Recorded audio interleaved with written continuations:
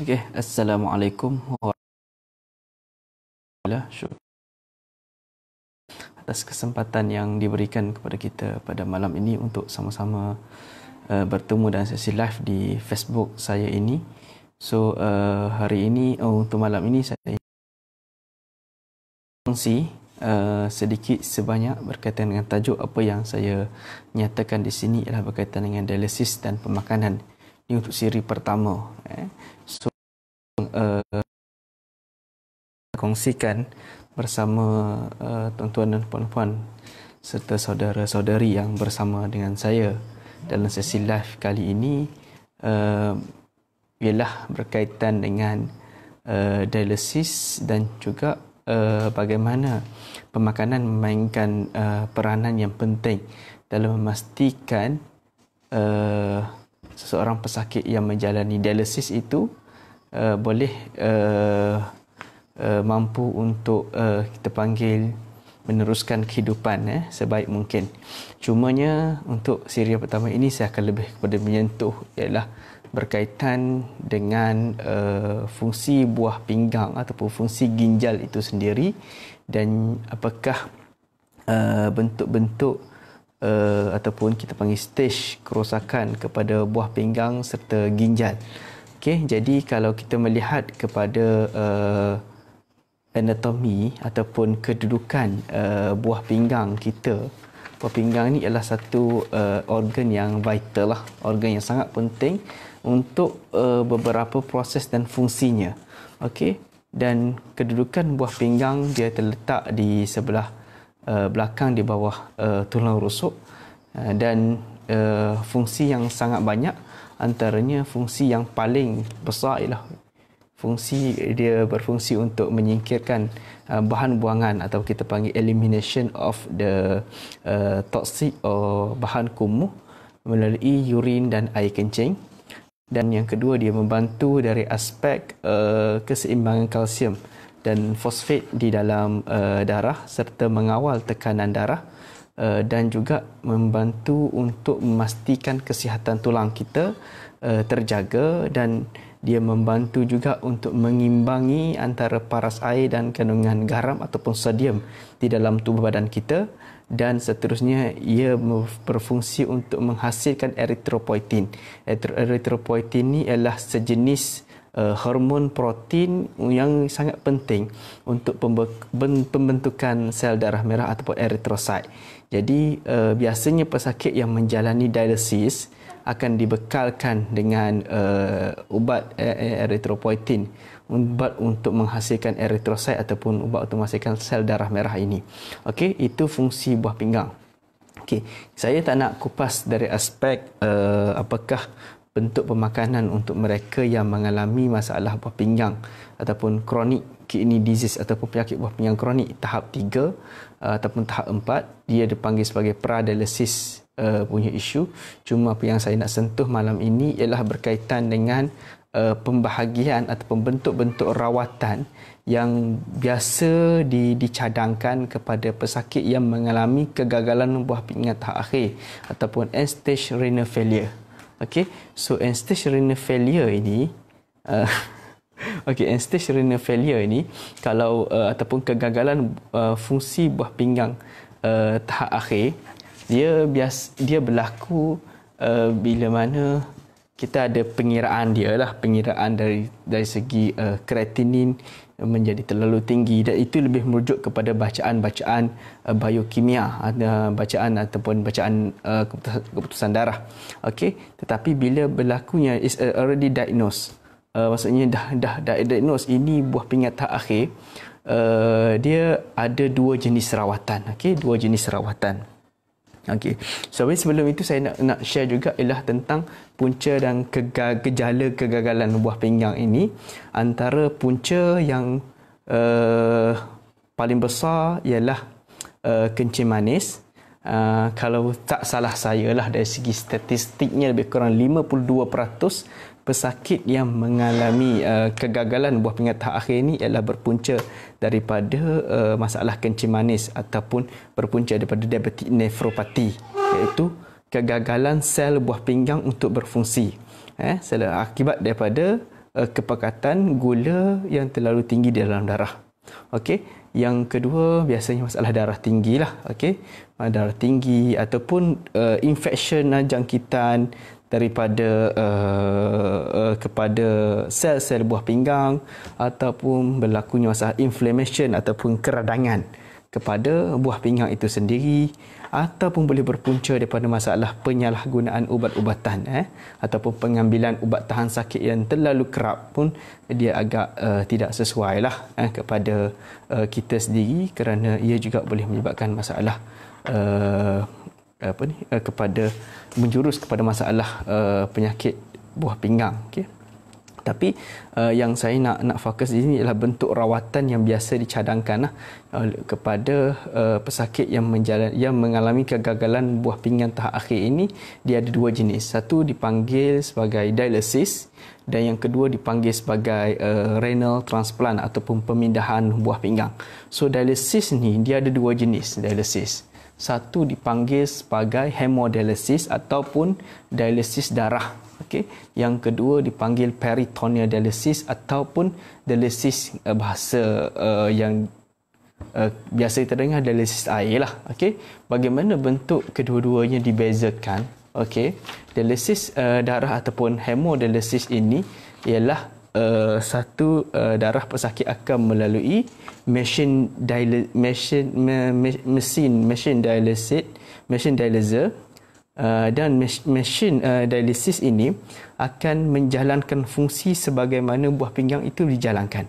Okey, dan untuk setiap kali sesi darah ini hendak diadakan, dia perlu kepada kita panggil fistula. Fistula ni macam pintu masuk lah, atau pintu masuk in and out untuk darah itu dialirkan.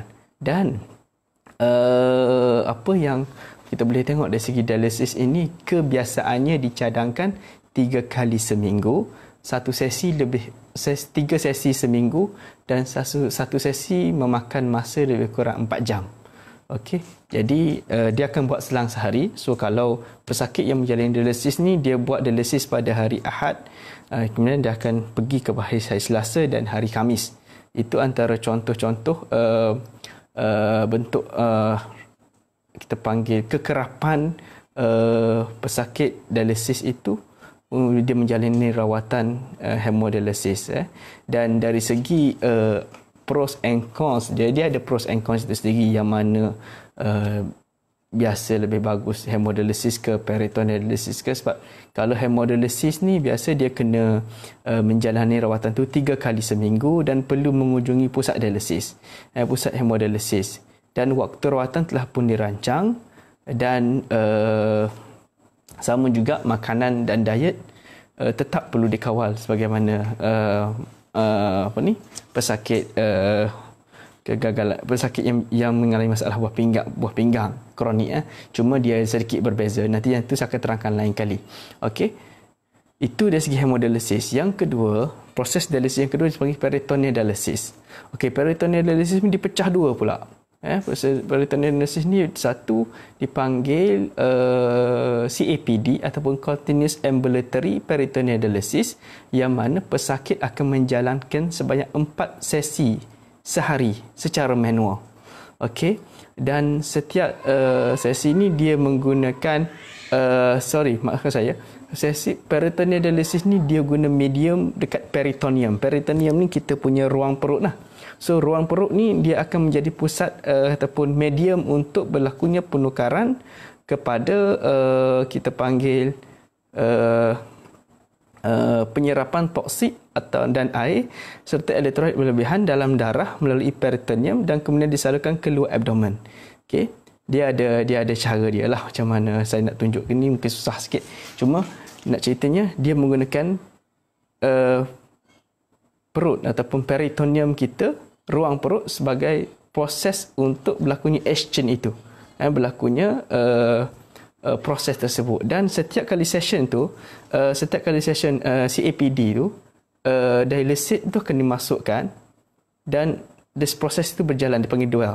Proses itu berjalan dalam peritoneum dan selepas 4 jam dia akan dibuang lah. Session itu akan dibuang. Okey. bahan buangan dan dimasukkan dialisis yang baru. Okey, sebanyak dia ada pengiraan berapa liter yang perlu dimasukkan. Itu CAPD 4 kali sehari. Manakala CCPD, satu lagi dipanggil CCPD ataupun Continuous Cyclic Peritoneal Dialysis, dia akan guna mesin, atau dalam bahasa lain dipanggil APD, Automatic Peritoneal Dialysis. So automatic peritoneal dialysis, dia akan guna satu mesin untuk peritoneal dialysis, dan dia akan masa pesakit tu akan menjalani rawatan peritoneal dialysis secara APD ini pada waktu malam sepanjang dia tidur. Okey, so sepanjang dia tidur, sebelum dia akan mesin tu akan menjalankan 3 proses utamalah. Proses pengeluaran, yang kedua proses pengisian, dan proses pengantaraan. Proses pemprosesan yang dijalankan selama 8 hingga 12 jam setiap malam. Okey.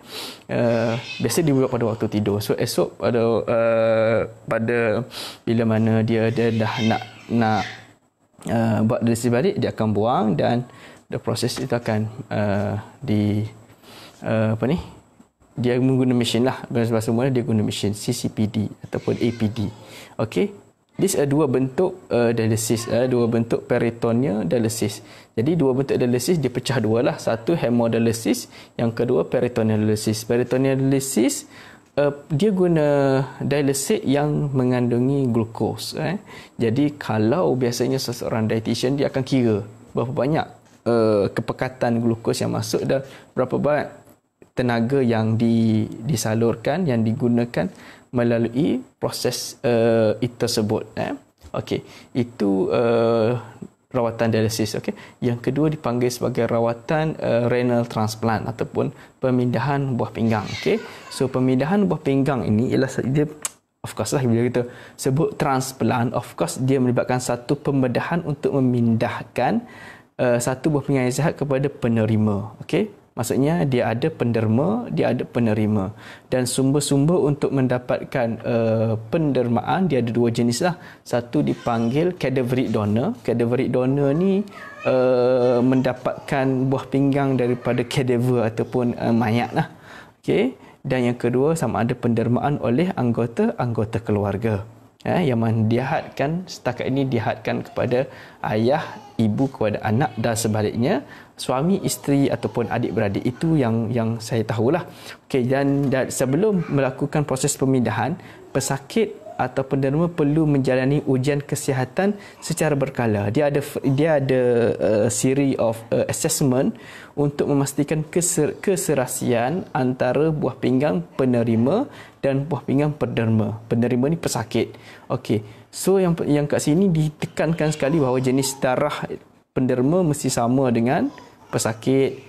Tisu kedua-duanya akan diujilah, pesakit dan juga penderma akan diuji, dan selepas pemindahan berjaya dilakukan, pesakit tidak perlu lagi menjalani rawatan dialisis, tetapi pesakit perlu mengambil ubat-ubatan atau ubatan imunosupresif seumur hidup. Sebab imunosupression ataupun imunosupresif ubat ni tujuan dia untuk mengelakkan rejection. Rejection ataupun penolakan kepada organ baru tersebut ataupun buah pinggang baru tersebut. Itu biasa apa yang tetapi maksud kat sini, renal transplant dia ada pun kaedah pemakanan dia juga. Maksudnya pesakit yang menjalani renal transplant dia masih lagi perlu mematuhi beberapa panduan dari segi pemakanan. Cuma dia tidak sama, dia sedikit berbezalah dengan mereka yang menjalani dialisis dengan yang mereka menjalani peritoneal dialisis. Itu apa yang saya boleh kongsikan untuk siri pertama ini, ialah berkaitan dengan dialisis dan pemakanan. Cuma kita tak fokus lagi kepada pemakanan, kita baru fokus kepada pembahagian dari segi konsep rawatan, apakah yang digunakan, yang biasa yang dirawat kepada pesakit-pesakit yang menjalani yang mengalami masalah kegagalan buah pinggang tahap akhir ini. Okey, jadi insya-Allah untuk siri seterusnya saya akan kongsikan objektif pemakanan, objektif kawalan pemakanan kepada pesakit dialisis, dan saya akan kongsikan juga bagaimana seorang pesakit dialisis perlu mengawal pemakanan mereka. InsyaAllah dengan apa yang saya boleh kongsikan ini, insyaAllah mampu memberi manfaat kepada semua. Informasi yang mungkin ada yang dah tahu benda ni, mungkin ada yang agak baru. So saya harap ia menjadi satu panduan yang baik kepada kita semua untuk sama-sama berkongsi dan terus selamat berehat di rumah, di kediaman masing-masing. Semoga insya-Allah anda semua dirahmati Allah dengan segala apa yang berlaku pada kita pada hari ini, insya-Allah. Okay, assalamualaikum warahmatullahi wabarakatuh.